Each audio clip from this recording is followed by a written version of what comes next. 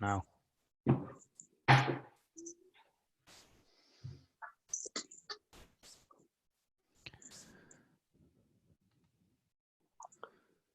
Okay, so we will start in 5, 4, 3, 2, 1.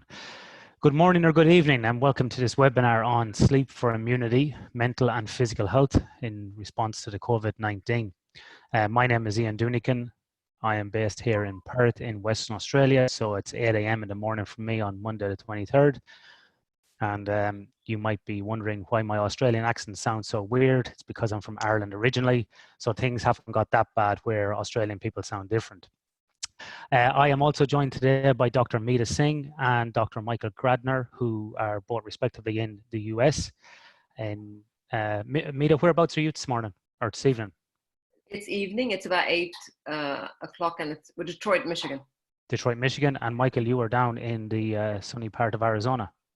Yep, I'm in Tucson, Arizona. It's about 5 p.m. here. 5 p.m. Great. Okay, I know many people are joining us this morning, and many people will listen to this recording afterwards, probably on YouTube or as a podcast as well. Today, this will be obviously recorded. There is a chat button at the bottom of your screen. You can click on the chat. You can put some messages into that chat area if you wish, or questions in there, and we will answer them at the end as well. And as we said at the start, everybody will be on mute just so the speakers can speak, and we don't have any background noise. So with that, we will start the presentation. So we're going to have 3 parts today, and I will be controlling the PowerPoint from here, and each speaker will be speaking for about 10 minutes or so. And the first speaker will be Dr. Meeta Singh. She will be talking about sleep and immunity. Michael will be talking about sleep and mental health, and then I will wrap it up with some points on sleep and performance. So today is designed to give out some general information, but also at the end, we'll have plenty of time for questions and answers. So if you have any questions along the way, just type them into the chat box or write them down, and you can ask them at the end. With that, we will start. Meeta, can you see the slides in front of you at the moment? I can. Can I use the, if I use my pointer function, does that work or not at all? It won't, no, we just have to mention it at the start. So if you just want to tell me to point to a certain area, I will try and do that if possible. Okay. So we're going to talk, about sleep and immunity, and the relationship between sleep and immunity. So next slide. So the first thing I thought we should start, next slide. Yeah, so we should start about how our immune function system actually works. No, go back, sorry. Yes, so the first line of defense is your skin. It's a physical barrier, and there are antimicrobial peptides on it. But once any pathogen, so like, think bacteria, viruses, parasites, enter our body, then we really have an army of cells that get recruited, and then they target the pathogen. And so as you can see, there are 2 kinds of immunity. So first is the innate. I don't know if you can point towards it. So the innate immune cell really will fight everything. So, and they have these really cool properties, like they'll eat the pathogen, or they'll release killer substances that will kill the pathogen. While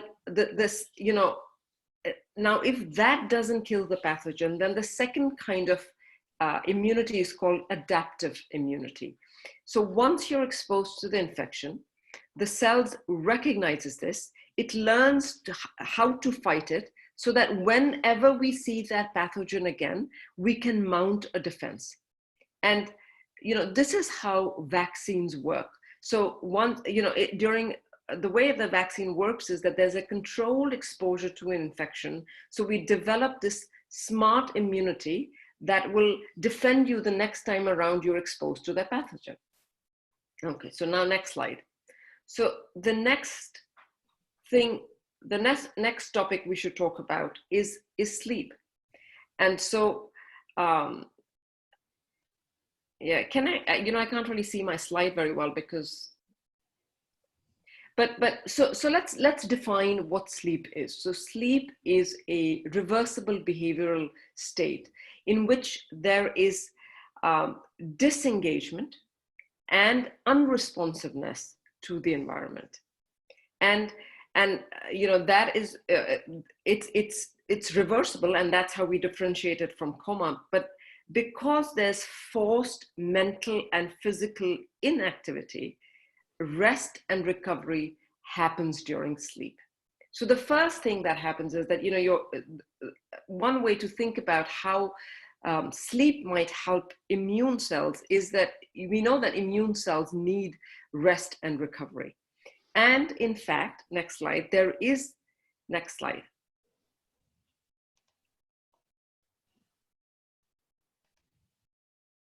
So there is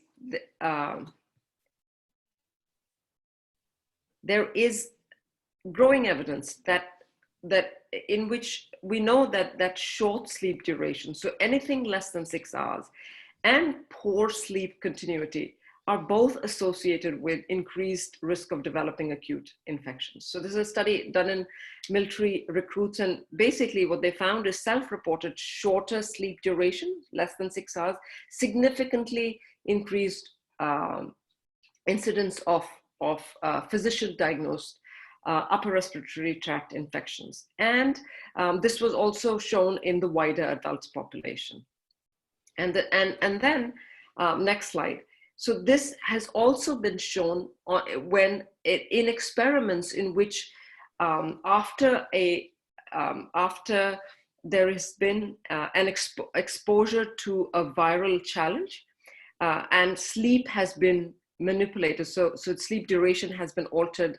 What they've shown is that if you're sleeping less than 6 hours, that the likelihood of that subject developing a common cold is 4 to 5 times higher. So this would be as compared to somebody who's getting more sleep. So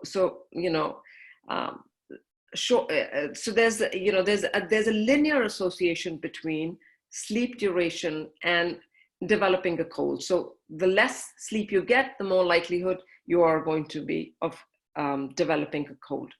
Next slide.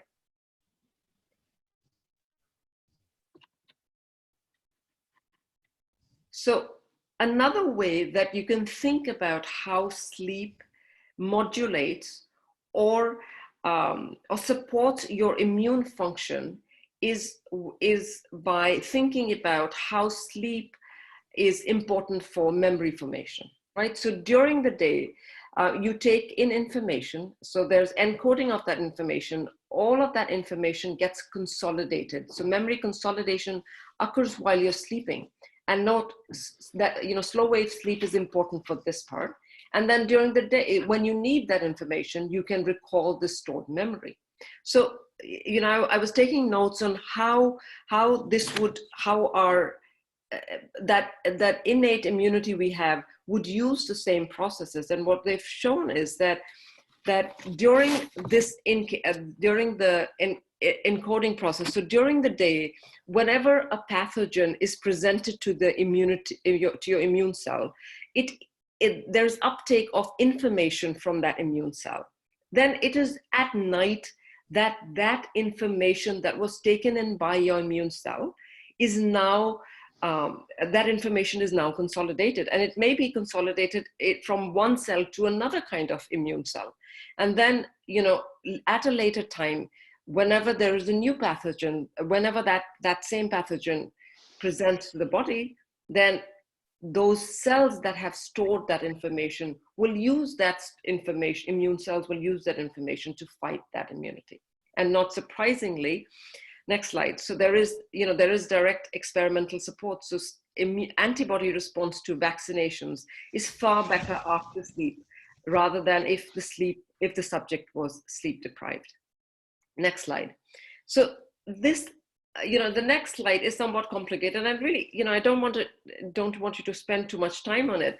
Really, sleep disturbance and deprivation may influence immunity by activation of the HPA axis and the sympathetic nervous system. And I think Michael's going to talk a little bit in more detail about depression and mental disorders.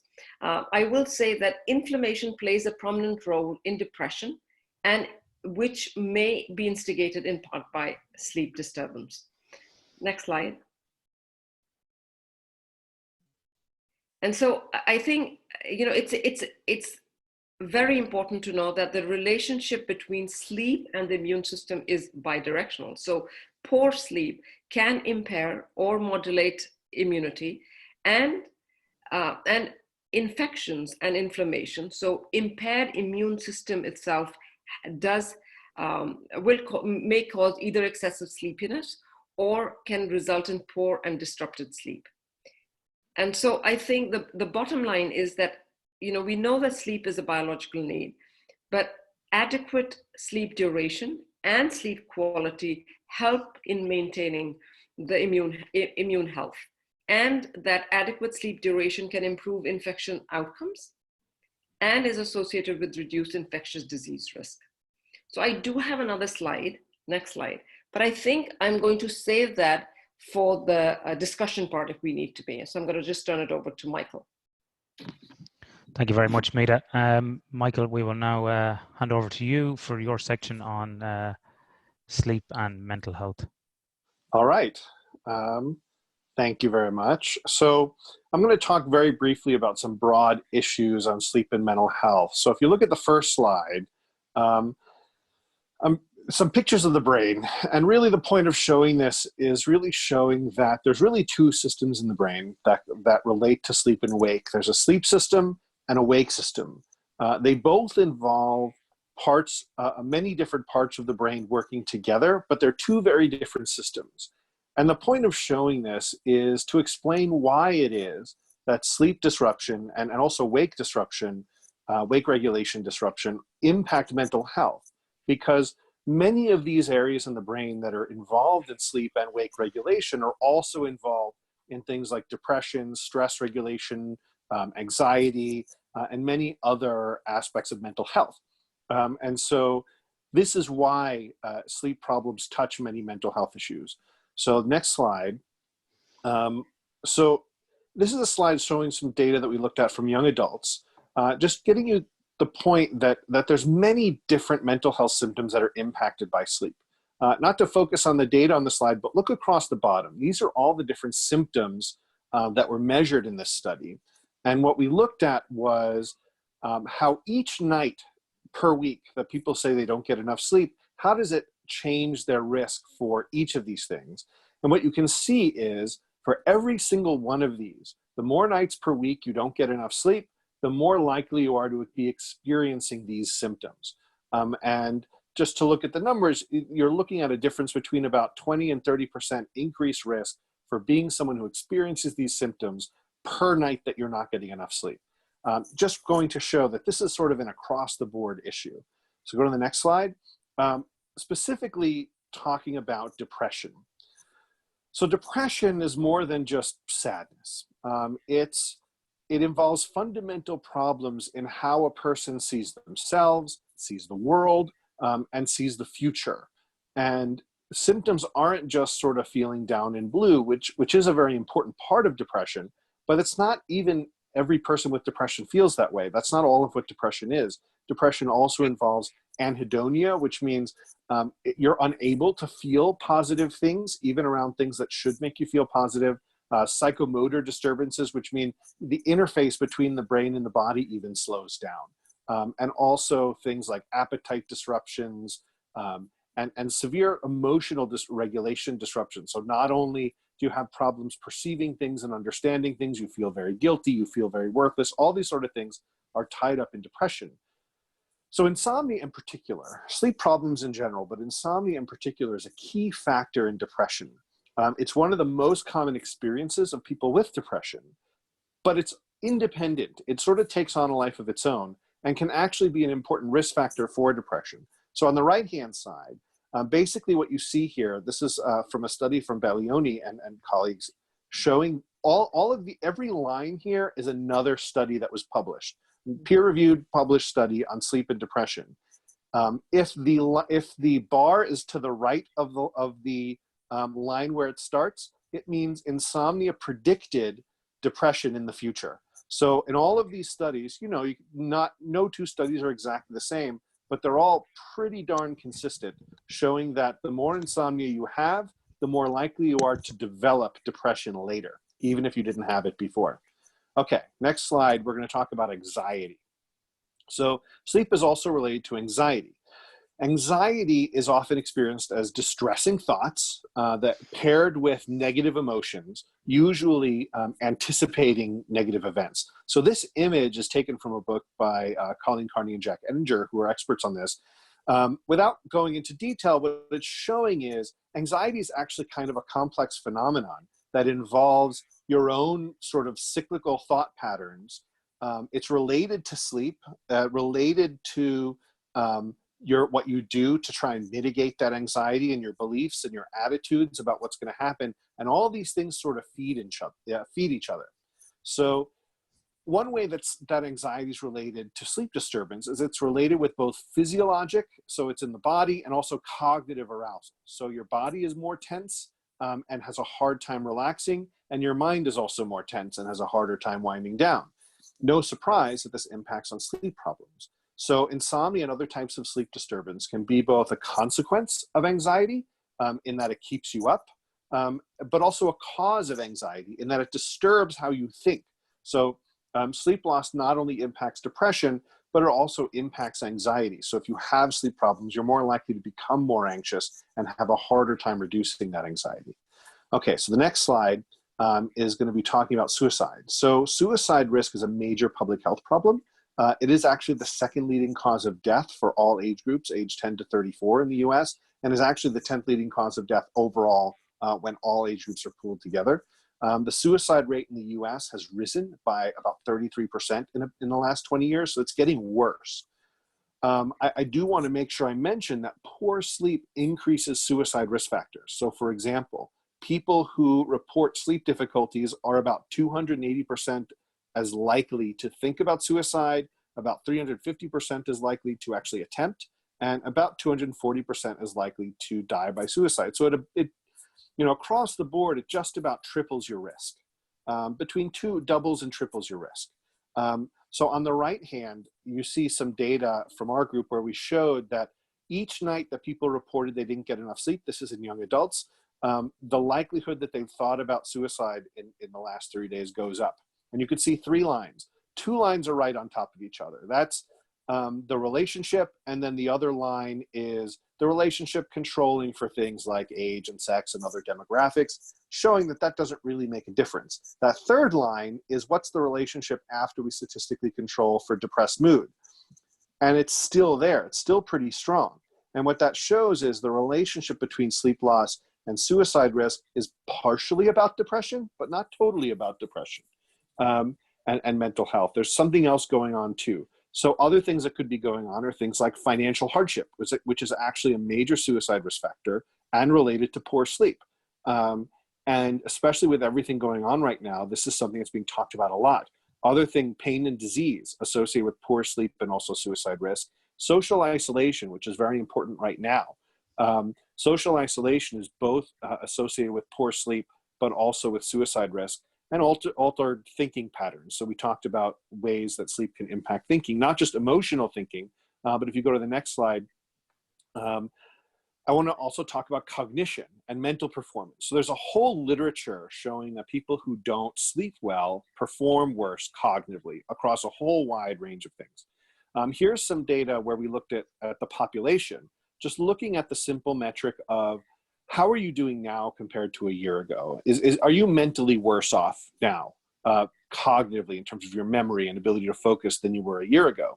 And here you see for both men and women, the people who are getting short amounts of sleep, but also excessive sleep, like 9 or 10 hours a night, they're reporting more cognitive decline, especially if they're still just in their 40s and 50s. I mean, if you're in your 70s or 80s, and you're experiencing cognitive decline, sleep might not be the most prominent reason why, right? But if you're in your 40s or your 50s and you're not thinking clearly and you're not able to focus well or remember things well, how are you sleeping? Because sleep plays very important roles in memory, like Dr. Singh mentioned. Next slide. So for a lot of people, this new situation is very disruptive. And this can lead to schedule disruptions, and other kinds of irregularities in your day-to-day life, as well as increased stress. It could also lead to staying indoors and social isolation. which can make mental health worse and sleep worse. So a couple of things to think about. First, think about protecting your sleep, which means making enough time for sleep, especially if your schedule is a little more flexible now. If you can't sleep, get out of bed.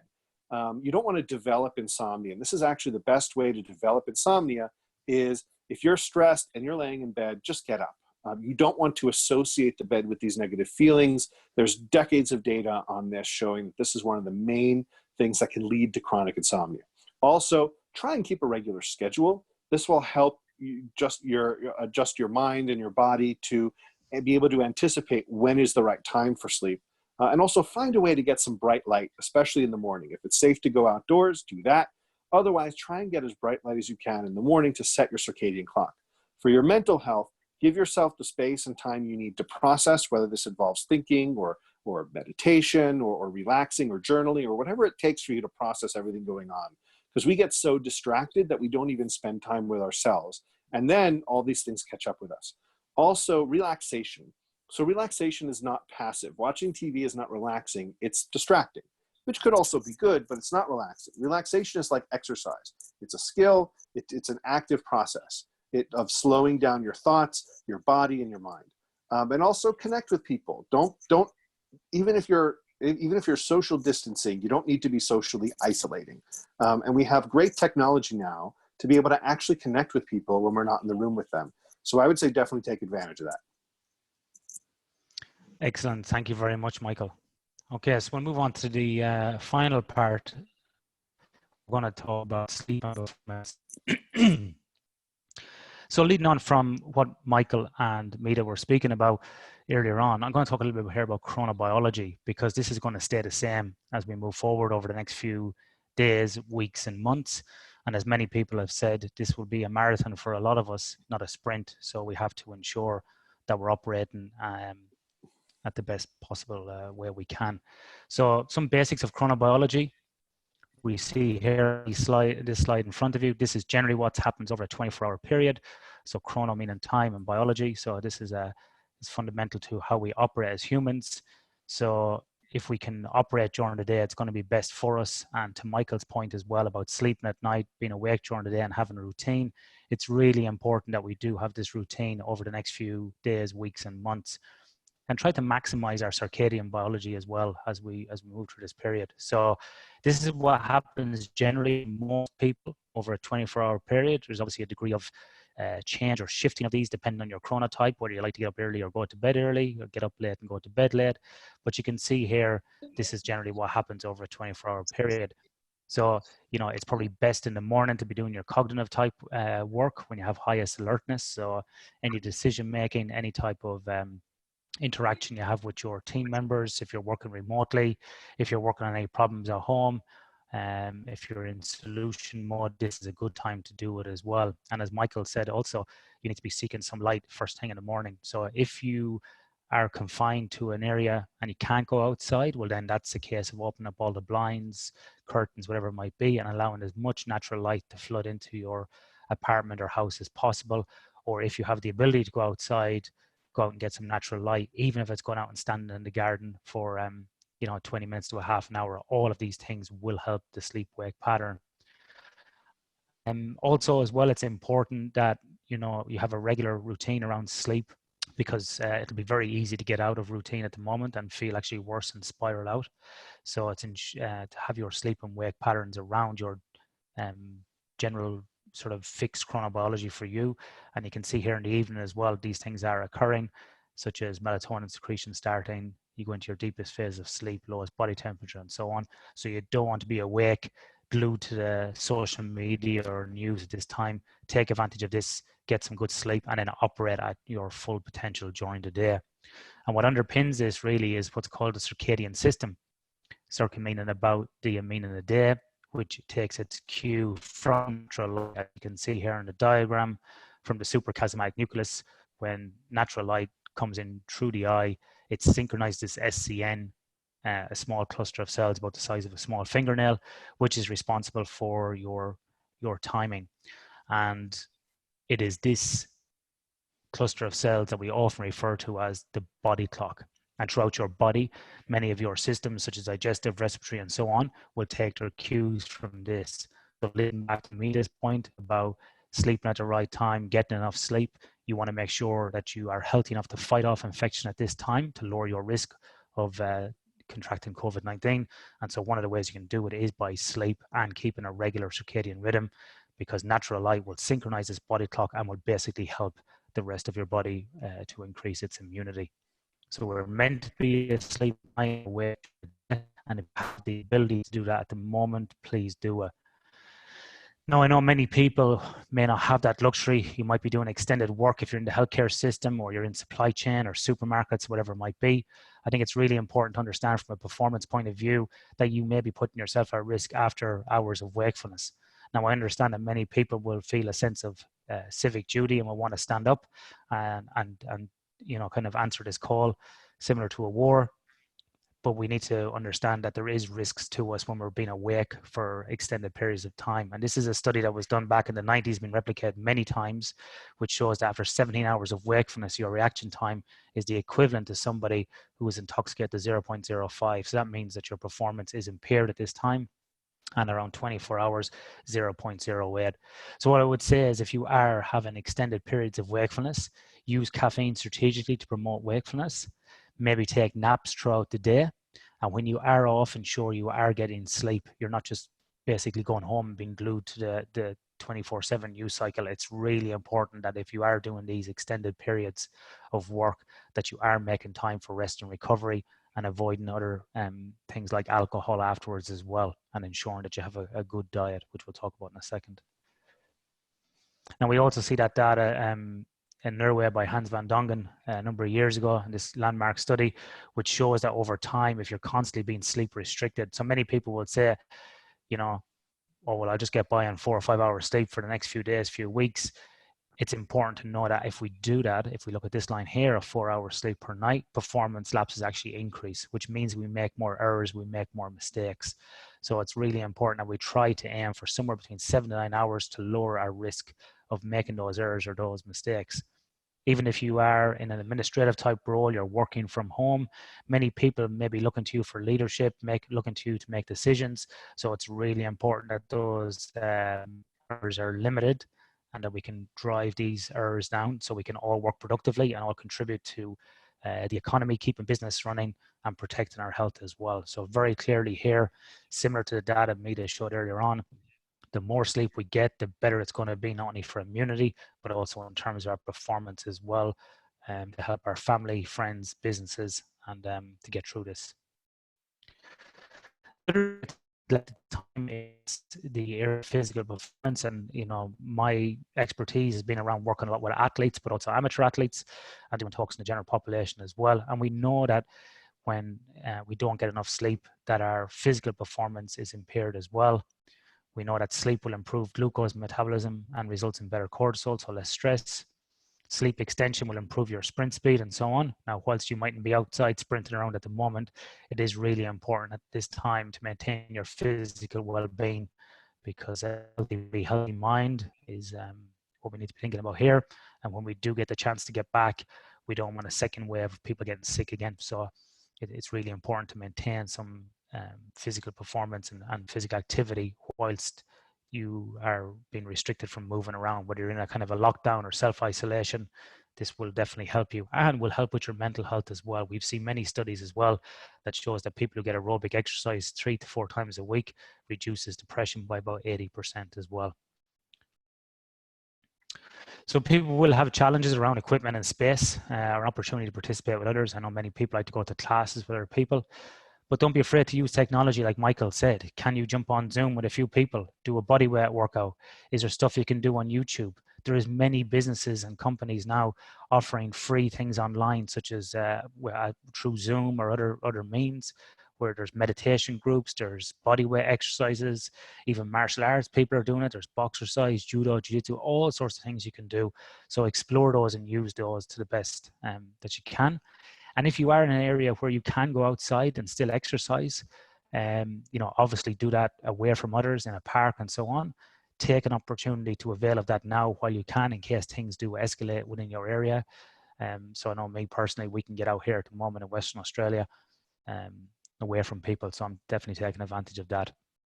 Like I said, exercise and an exercise regime will improve your sleep duration, will have alertness throughout the day. And there's also a way to break up the day. Michael spoke about active, sort of downtime or active recovery, whatever you can call it. This is another way you can do this as well, to break up the day. So you could do small chunks throughout the day to help you deal with some of the stress as well. But be careful as well about exercising straight before you go to bed. So don't sit on your laptop all day doing a 10-hour day, watch 2 hours of news, and then try to run a 10K around your apartment, and then just think you're going to go to sleep, because this physical activity may impact your ability to fall asleep as well. So the timing of that is key. Considerations, so increased light levels, during the day as much as possible. Like when we talk about shift workers, we talk about increasing natural light as much as possible. So you can see here to the right hand side, a sunny day can have about 100,000 lux, especially if you're in somewhere like here where we are in Western Australia, or Michael's in Arizona, lots of bright sunny days. And then you can see artificial light and ordinary indoor light down to less than 2,000 lux, down to as far as 200 lux. So get as much natural light as possible. Like I said, take those regular breaks and try not to work at night as well, and connect with the natural elements as much as possible if permissible in your area. Caffeine at this time, many of us are probably consuming caffeine a lot throughout the day. I know I like it at the best of times, and it's easy to start drinking pots of coffee all day, and maybe starting eating more chocolate or comfort foods as well. And whilst caffeine will help us boost our daily energy levels, we need to be careful as well, because it may impact us in terms of falling asleep. So we know from numerous studies within athletes and other groups as well, that caffeine can make it very hard to fall asleep. On average, caffeine takes about an hour to peak in somebody's system, and it has a half-life of 4 to 6 hours. So please don't be consuming caffeine within 4 to 6 hours of bed, because again, this is just going to impact your ability to fall asleep and get good quantity of sleep and good quality of sleep overnight. And again, coming back on Meeta's points earlier on, it's really important that we focus on sleep duration and quality to improve and support our immunity. Final slide, nutrition as well. It might be a time where we, start snacking on lots of junk food. We're, getting lots of comfort foods from the supermarket, and it's very easy to do that with less physical activity, even incidental movement throughout the day. So just be really careful that if you are sleeping and waking at odd times, that your leptin and ghrelin, so your appetite regulating hormones, may be out of sync. So avoid snacking throughout the day if possible. And eating large meals at night, because these will also impair your cognitive performance and sleepiness compared to eating light, healthy snacks throughout the day. And you also may experience increase in gastrointestinal problems as well. So it's really important that we focus on our nutrition throughout the day and not gain weight, which will then lead to sleep disorders, which then may lead to us feeling worse during the day, which then leads to us, compromising our immunity system. And then with no exercise on top of that, it's a very quick downward spiral. So it's really important to stay on top of this and stay active throughout the next few weeks. Okay, I think we're just going to move into a few resources here. Obviously, I run Sleep for Performance, which is a free online platform.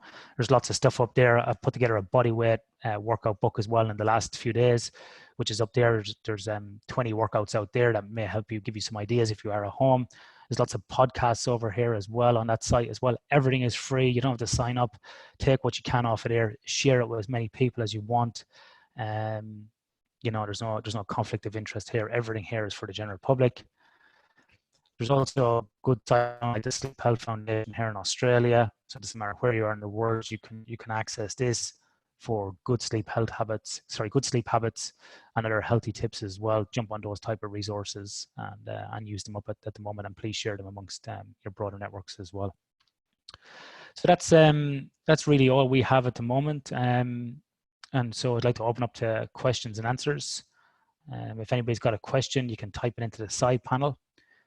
We did have one question come in before the webinar, which Meeta, I might ask to you, which is, what can healthcare professionals do at the moment who may be working extended hours, working lots of shift work, given you have a lot of experience in the medical industry? What would you recommend to those people currently, and how can they maintain performance? Well, I don't think there are any good answers right now because, as you know, not just nationally, but everywhere, healthcare workers are inundated by work. And really, there are not enough healthcare workers, but there's too much work. And so, at least in our hospital, what we're trying to do is, we have a website that helps them, that helps them if they want some information about sleep. But most of the time, there are two main problems that are occurring. A, because of their schedules, they're not getting enough sleep. And so to them, we want them to have a toolbox in which to make sure that maybe they can use napping as a strategy to overcome that. And the second, of course, is that they are having issues with problems initiating and maintaining sleep because of the stress. And so going over, issues of sleep hygiene, etc., are helpful. But we have at our hospital, we have a task force, and we're really we're doing confidential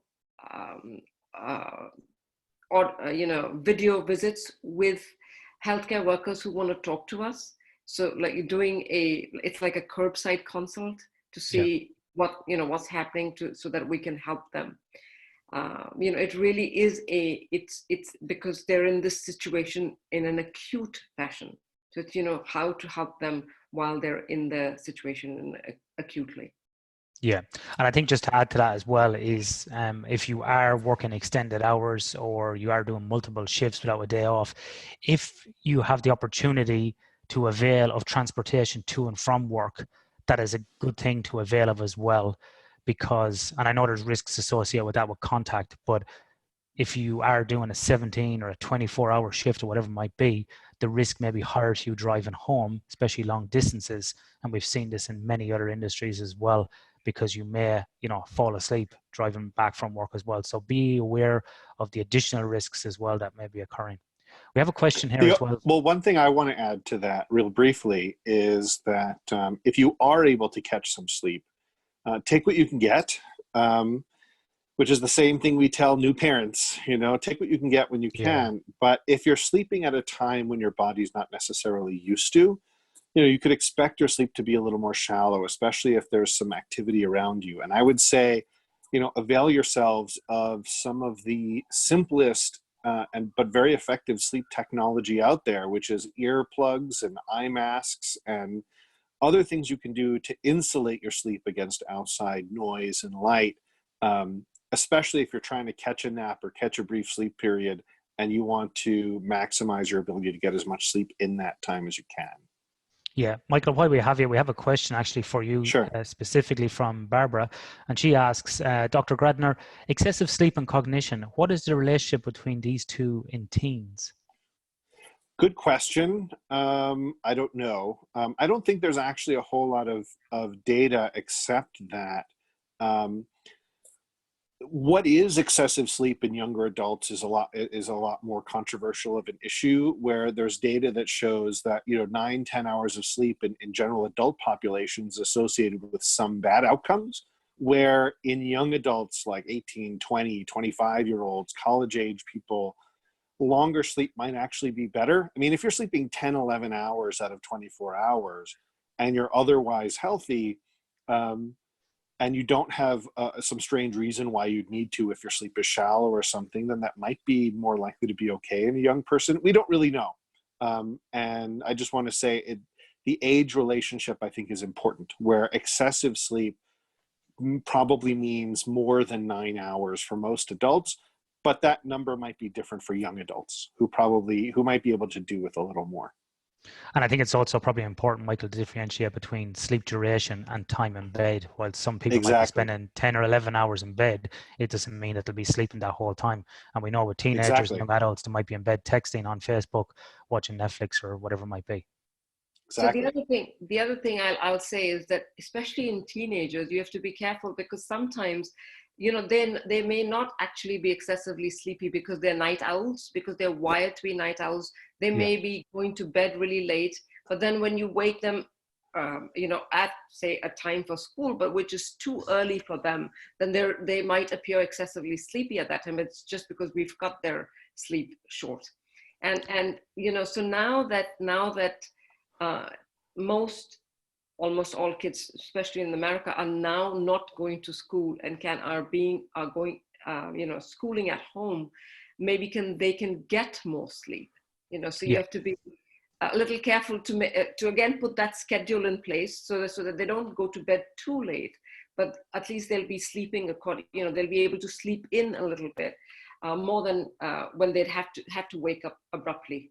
That's right. great. That's an excellent point. Yeah, especially with the whole school start time movement. I mean, this is from a public health policy, sleep health issue, that there's no slam dunk that's more obvious than this. And now there's a huge opportunity for people with teens at home who are used to getting up way too early.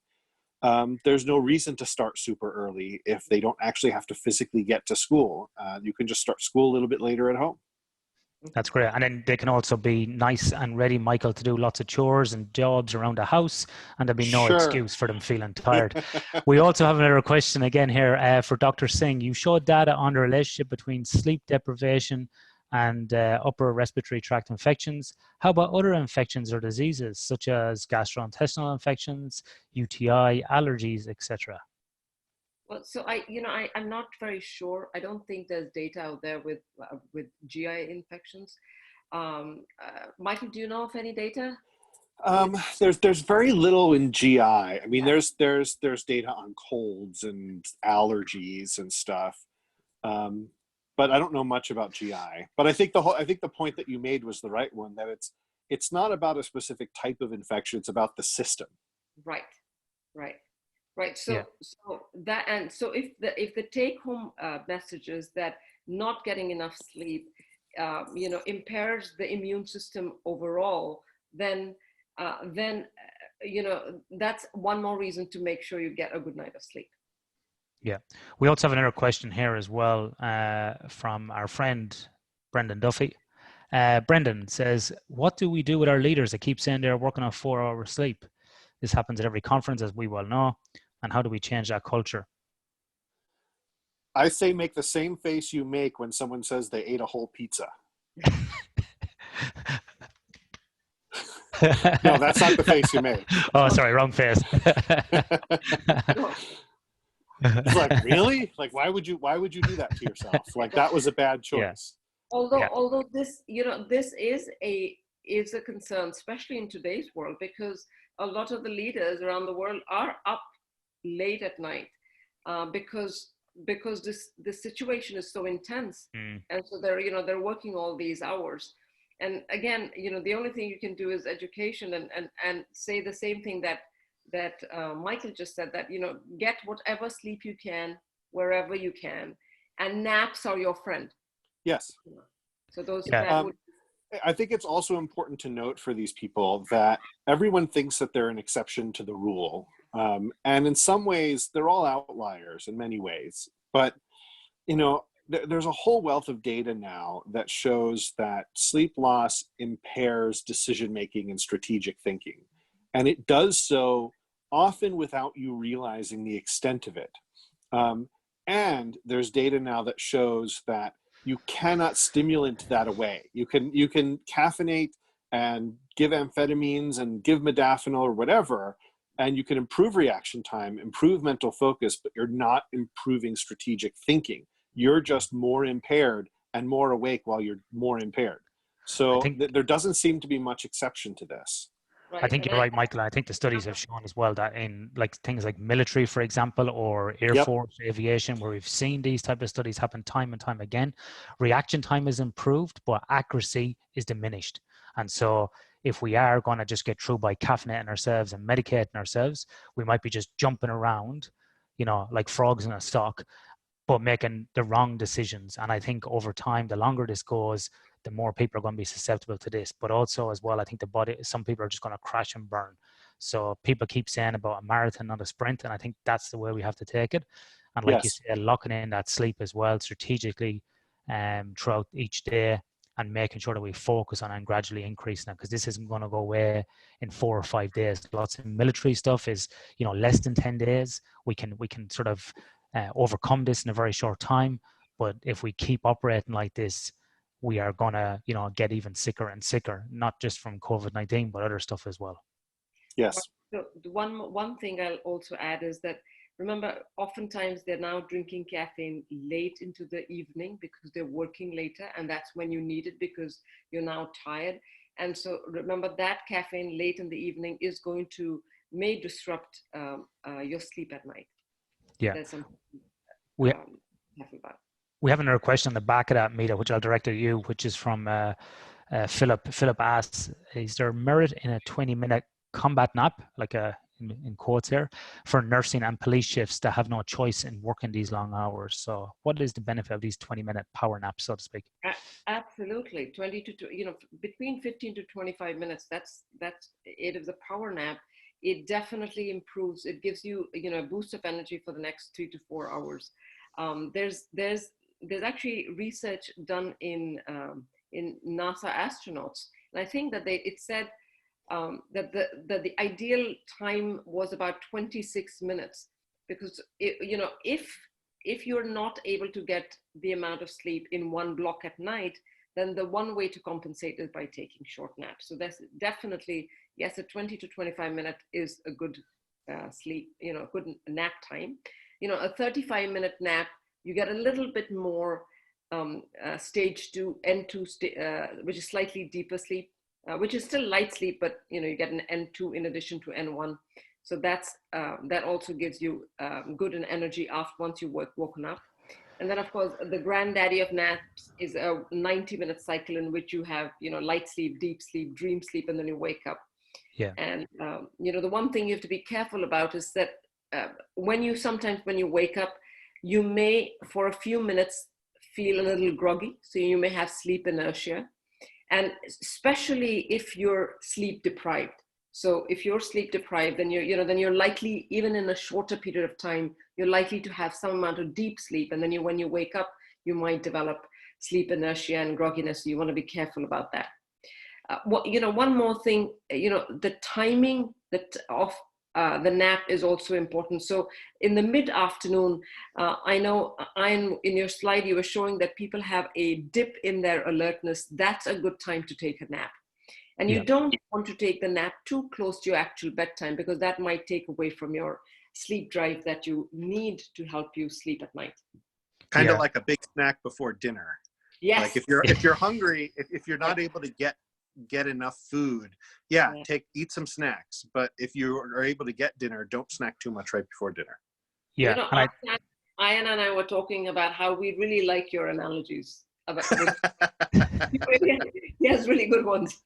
I think this is like similar to, I spoke to a professor last year, Professor Roger E. Kirks, who has written, he's a historian, and he's on, I think, season 2 or 3 of the podcast, so you can go back and listen to that. But he talks about the difference between monophasic sleep, so one sleep block, polyphasic, multiple sleep periods throughout a 24-hour period, and biphasic, like 2 sleep periods.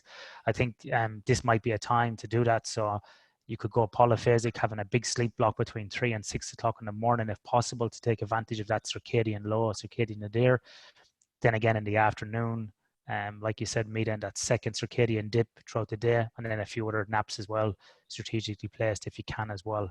Well, I don't know what Michael thinks, but my suggestion is to consolidate have regular bedtimes and waking times, and get most of your sleep at night if possible.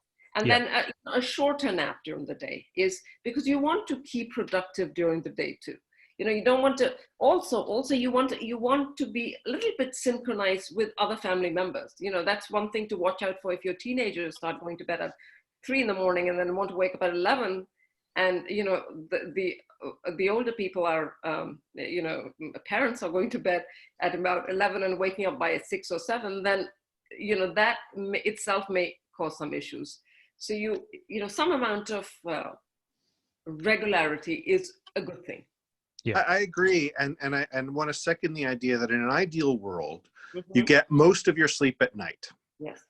If that's not possible for a period of time, you can probably get more sleep during the day. But but the sleep you get at night, like you were saying, doesn't have to be all in one chunk. There are many people who go to bed, sleep for a bunch of hours, are up for a little while, go back to bed, sleep for a bunch of hours, and feel great and do great.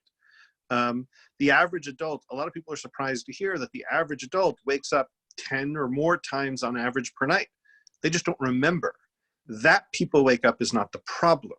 It's when awakenings become distressing and impeding functioning during the day is when it becomes a problem. 1 or 2 awakenings at night, even if one of them is relatively extended, you have permission to do that. There's nothing biologically harmful about that in and of itself.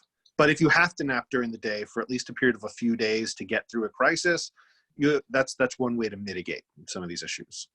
So a good point. There's one more point I want to make, because in my practice, I often see people within the first 2 years of retirement. And what happens is that they now start sleeping like a cat. So they'll wake up in the morning, have breakfast, then take a short nap. And then go do some activity. And then in the mid-afternoon, they take like a 2-hour nap. And then at night, they're like, what? I can't fall asleep. So now I so that is why, to have some, you want to try and have most of your sleep at night, and yet not be concerned about waking up in the middle of the night, because that's what's going to contribute to the insomnia or developing of insomnia-like symptoms. Excellent. All right.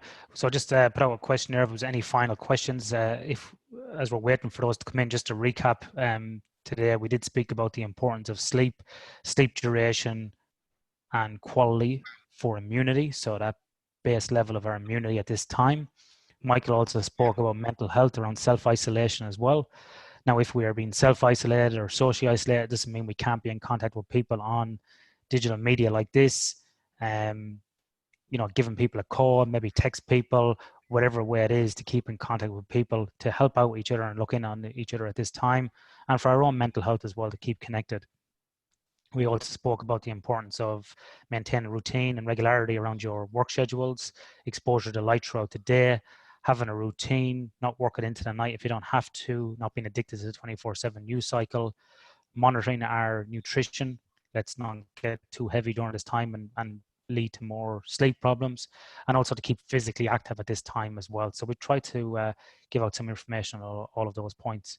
If you do have any questions afterwards, you can always email us and ask us questions. You can find most of us on Twitter, Instagram, LinkedIn, whatever it might be. And I know we're all very happy at any time to answer any questions. With that being said, we have one final question here from Brendan. Sleep meds during this time, people under stress. So any comments on sleep medication at this time? You mean for insomnia? I think it might be related to, people kind of being very active during the day and then not being able to switch off and go to sleep. Acute insomnia because of the acute stress, Michael. Yeah. I mean, as a physician, I'll let you chime in on that. Well, I think that, if there is a lot of anxiety and acute stress, I think if you speak to your physician, if they decide to give you a sleeping pill at this time for short-term use because of the acute stress that people are going through, that is perfectly fine. Of course, we know that, the only way that you can deal with poor sleep or insomnia, the best way is CBTI. The other thing, so, I think we're on our way to using digital CBTI more and more. And if Michael, if you have a few, Sure, that you can talk about, because those would be great tools to give to the audience if they ever needed to use them. Because I think some of them, Sleepio is, I think, free right now. Yeah, well, I'm not sure. I know a lot of them need a prescription because of because it's treating a medical. I think there's some FDA issue where it might need a prescription. I can send a couple of links. Also, a lot of us who do CBTI, like my clinic is still running. It's all online now. So I'm doing all my patients I'm seeing via telehealth right now. Right. There may be someone in your area, wherever you are, that might have their CBTI clinic still running and open, where you can do a digital appointment. So that's another option. The other thing is, I totally agree with everything you said as an insomnia person, especially the ideas that medications might be great for short term. That's what they're for. One thing I'd want to add to it, you know how they say this medication will help, this might help you lose weight when paired with diet and exercise, so like the equivalent of when paired with diet and exercise is practice good sleep habits. Like, don't be laying in bed for extended periods of time, even if you're taking a sleeping pill. Get out of bed if you can't sleep. There's that, I think it is bang for your buck, the best way to prevent your insomnia from getting worse over time, especially if you have reduced access to any kind of healthcare people for the next few weeks, because they're going to be maxed out or whatever. If you cannot sleep, get out of bed. If your body's not ready for sleep, don't set yourself up to fail. Speaking of analogies, sitting at the dining table for longer isn't going to make you hungrier. If anything, it's just going to make you more annoyed. If you're not hungry, get up, try again, eat again later. You don't want to start associating the bed with all these bad feelings. So if you pair that with, if you do get some sort of sleep aid, don't forget the behavioral stuff too. They'll work together and they'll help even more together. Excellent. All right. With that, we might wrap it up here. I want to thank Meeta and Michael for doing this. We only organized this, guys, in the last 12 to 15 hours. So thanks for pulling together the slides, making yourself available. I know. Also, thank you to those people who joined us live as well. There will be a recording going up of this. We will get up onto YouTube on the Sleep for Performance channel. We'll try and convert to a podcast. It might be a bit harder to listen, but at least it's another way of getting it out. Everybody who's registered for this as well, many people weren't able to attend now because they're working or busy doing other things, will have an access to this link. But please check out the resources. We're all on Twitter, social media. Look us up. If you have any questions, just let us know. We're all, I think, happy to help at this time. All right. So that being said, no worries. All right. Well, look, everybody, sleep well, stay safe, and we'll all talk soon. All right. Thank you. Thanks, guys.